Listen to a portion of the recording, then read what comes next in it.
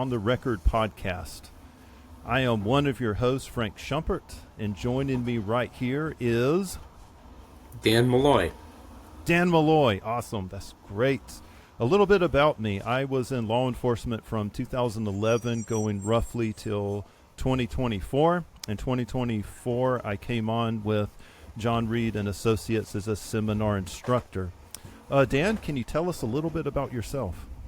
Sure, Frank. I started with Reid's back in 1974, pretty much right out of college, and I started polygraph there, and I was eventually hired on, and then conduct polygraph tests, interviews, interrogations, and then our seminar division started to develop, teaching interviewing and interrogation without the use of polygraph. And then eventually I became director of our seminar programs, and it's turned into be now over 5 decades. And Frank, you don't have to take off your shoes, that's over 50 years. Well, I started to count. We'll let that one out. I'm Frank? glad you said that. I was just about to get my socks off. Yes. So, and it's really been something that thoroughly enjoy, and where it's taken me all over the world. It's amazing, and the help that we can give people through this technique is amazing when applied properly. 100%. And I think the really key word there is when applied properly. And that's going to segue into a point that I would like to make. I was watching a video recently of a fella on a subway. And this isn't the famous one that everyone has seen on TikTok and Instagram. This one is a little bit more unheard of, but he gets a fella in a rear naked choke and just absolutely selfishly and just causes a lot of harm to the individual. And this wasn't the really famous one, the Daniel Penny case. This is something else that's relatively recent, but when I was looking at it, I noticed that everyone started to insult the practice of self-defense in the form of jiu-jitsu. And they're saying, what are they teaching at these studios? But any jiu-jitsu studio that you go to, they have a best practices where they say, look, what we're, the techniques that you're using to harm another person is supposed to only be used in self-defense. And I think that is a wonderful defense of that, because the Reid technique of interviewing and interrogation is the equivalency in MMA and self-defense schools of jiu-jitsu. It's just an absolute basic practice that's out there. And I first learned about the Reid technique back in 2014. And I'm not going to get into really deep in this, this introductory episode on that. A little bit of my personal stories I will be sharing with our listeners. But if you are tuning into the podcast right now, Dan, we decided to start this podcast. I think you and I had a brief conversation about this probably 10 months ago. Can you just kind of real briefly go over why did we decide to start this podcast? Where did this come from?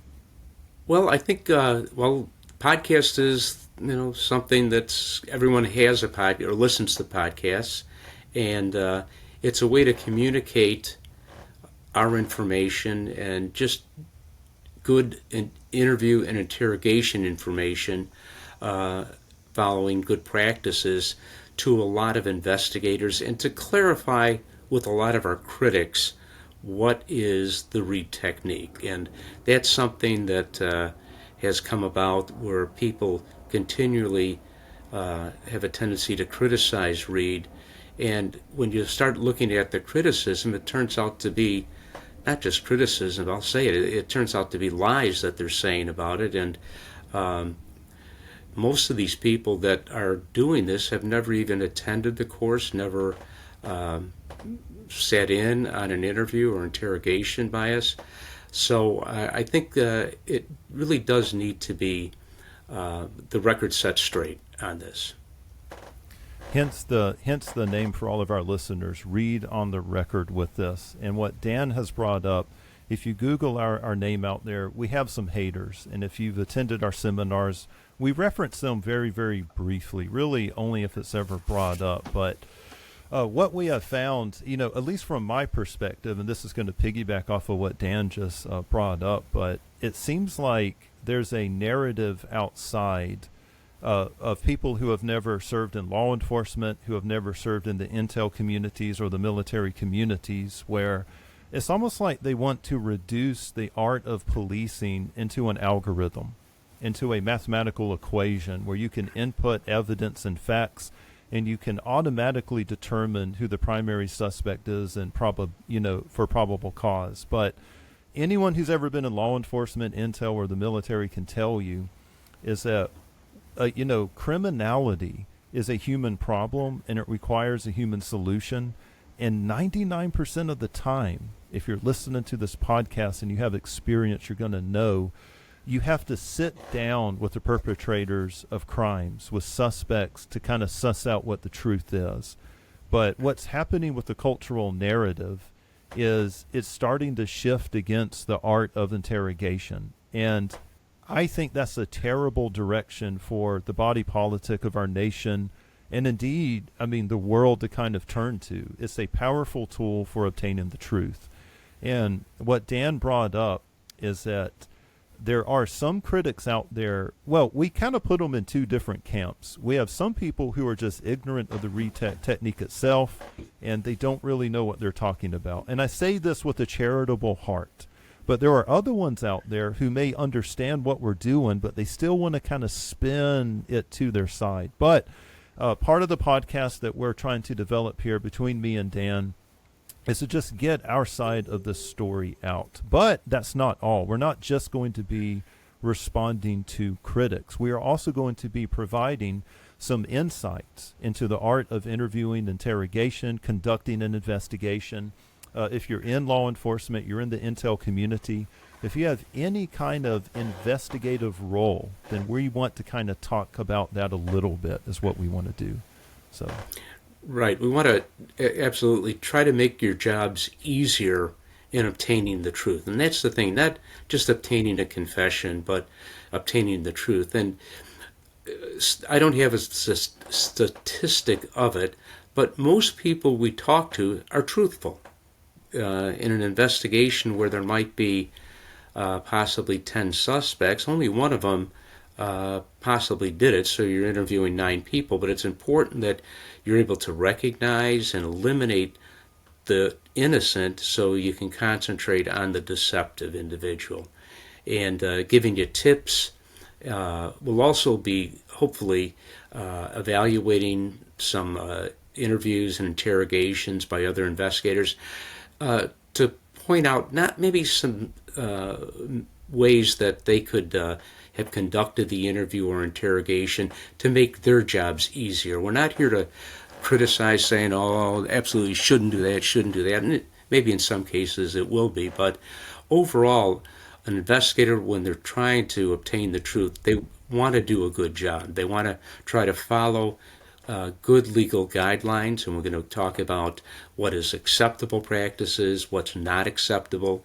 We're going to talk about the pitfalls that investigators can fall into when trying to interview or interrogate individuals, as well as bringing on, hopefully, guests onto our podcast that are critics of our technique, to discuss with them, debate with them what they're saying out there, talk about different investigators, their expertise in all sorts of different types of crimes, insight, and we hope to make this an information-based podcast with you're going to walk away from this saying, gee, I didn't know that. That's good information. I'm going to try that the next time. You know, Dan, I really like the key word there, an information-based podcast. There are enough shows out there that are negative clickbait, that are doom and gloom all day long. We want to keep our show as positive as possible. And part of that positivity is when we discuss a critic, we're not going to engage in personal attacks. We're not here to tear anyone down. If you are a critic of the Reid technique and you're listening to this introduction right now, we just want to let you know that we're going to give the most charitable interpretation of your critique as possible. Like, we're going to approach it as though you have a genuine concern about what we do, and we're going to honestly take any kind of accusations or arguments that are brought against Reid, and we're going to give it the most fairest shake that we possibly can. We're not here to, straw man an argument. We're not here to engage in the hit and run tactics that you see on these online rather foolish debates on Twitter, Reddit, the YouTube comments, nothing like that. We're here to have an open mind and to really, we want to be able to articulate any kind of counter argument against the Reid technique in the most concise way possible to give you a fair hearing with it. But with that being said, Dan brought up something about us being information-based. Right now, the trajectory of the podcast is we're going to take somewhat of a minimalist approach to it. As you may have known from the introduction, Dan is the seminar, the coordinator. So he has got a really, he has a lot of stuff on his plate. He is also a seminar instructor. He travels all around internationally, right, Dan? All over. All over. That's right. You named the continent. Haven't traveled. Some places, but I get to some nice places, some not so nice places as well. But it's really been interesting and informative, especially in some different countries where we're dealing with their law enforcement personnel, the way they perceive things, and so hopefully spread some good information. That sounds like an incredible topic for another day. The paradigm shift from, North American law enforcement to, let's say, India, the Philippines, Dubai. What's that cultural shift like? I think I'm going to write that down, Dan, as a future topic. But I'll be there in a few weeks. There we go. Oh, really? Okay, that's right. Yeah. I think I saw that on the schedule. But with that being said, we take a minimalist approach to our podcast. There's not going to be a whole lot of bells and whistles. We're not going to have a bunch of campy graphics in it. What we want to do is that if you are an investigator, part of the intel community, you're law enforcement, military, or you're a private investigator, if you are interested in the Reid technique, whatever capacity, a criminal justice student, a critic, we want to get the information out there as concisely as possible. So there's not going to be a whole bunch of bells and whistles. But yes, Dan? That's another thing too, Frank. With Reid is probably most well known in the law enforcement community, but also we do and have done a lot of work in the private sector with investigators, and how easily the Reid technique is applied in private investigations, corporate settings, and that, without a hard approach, a bad approach, and again, treating everybody with decency and respect. And both law enforcement as well as the private sector investigators, I think, can benefit from this and walk away with some, again, good information.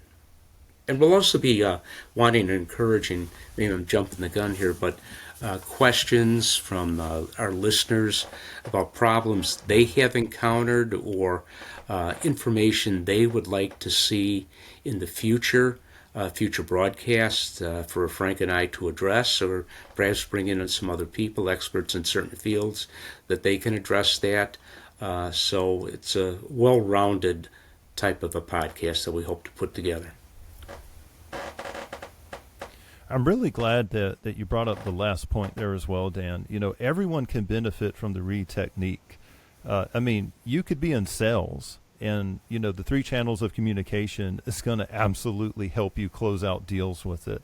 As a matter of fact, some of the folks from the private sector have told me, they said, hey, Frank, I used to sell real estate, or I used to sell insurance, and a lot of what I'm learning in this class, there's a lot of crossover with that. But, to kind of go off of that, the people who will benefit, if you are a sheriff, if you are an agency head, you are a police chief, you are someone who's a decision maker in the military or intel communities, you're in the private civilian sector, a good way to improve the morale of the people who are working for you, your hard workers out there, your workhorses, is to provide them really, really quality training that they can immediately implement in their job. And that's really what sold me with the Reid technique back in 2014. I was able to immediately implement, this technique and have good case closeout with it. And With that, and Frank, sorry to interrupt, but we constantly get from after we do a seminar feedback from our students who have attended. Nothing is better than to say is that, gee, I was at your course last week. I applied it to a child molester we've been trying to get. He admitted it, and it really sends a good feeling through you that you did a good job in getting that information out, but making it so that the investigator could immediately apply it to their job and get immediate results. And that's something that we hear constantly from participants in that. All right, Dan. So when can listeners and viewers expect the very first episode of Reid on the Record? Well, our date is going to be for the first drop is going to be October 31st, Halloween. And you could even wear that scary mask you have on now, Frank. Oh, wait a minute. You're Scary not wearing mask a I'm mask. wearing Anywhere. now. Dan, wait a minute. Yeah. And where can our listeners find out more? So listeners can get in contact with either Dan or myself by writing us in through email. That's going to be reidontherecord@gmail.com. There is a link in the show notes. Also, you can find our podcast wherever you listen to your favorite podcasts, Apple Podcasts, Spotify. We also have a YouTube channel. You will find links to everything in the show notes. Dan, I'm really, really excited about episode 1. I can't wait for it. I am too, Frank, and I think this is going to be the start of something really good. I really hope so, and I hope, more importantly, investigators and other folks in the private sector and beyond can get a whole lot out of our podcast. Dan, I'll see you on Halloween, my friend. Okay, see you, Frank.